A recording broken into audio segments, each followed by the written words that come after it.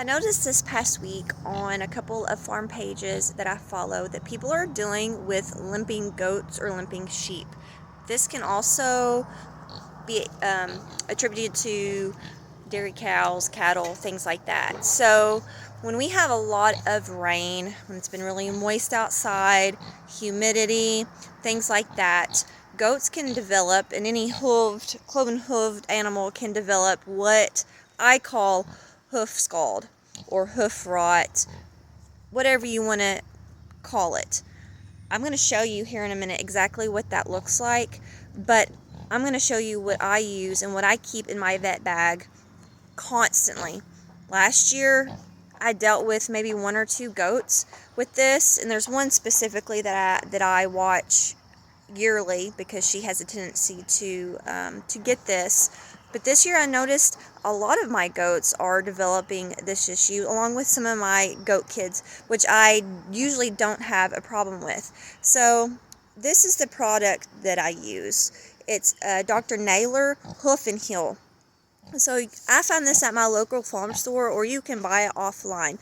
It's just a liquid that you squirt on the affected area, and usually within 24 hours my goats are walking better. I can tell they're not in pain.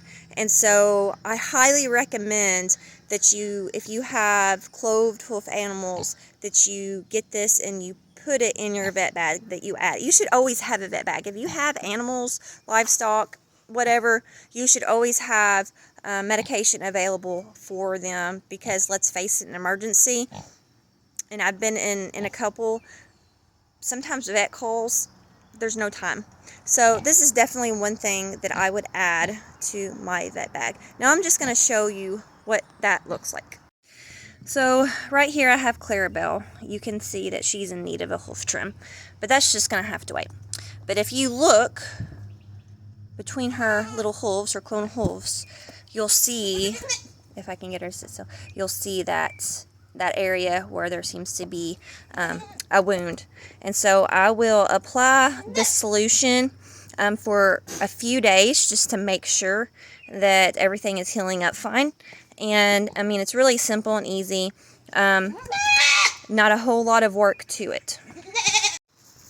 And again, I usually check my goats for this if it's been really humid, if we've had a lot of rain, or if they've been standing in areas that have collected a lot of water and they're not going out in the grass in the drier areas. And so it's just keep an eye on your cloven hoofed animals during this time, specifically during spring, because of the wet weather and the humidity.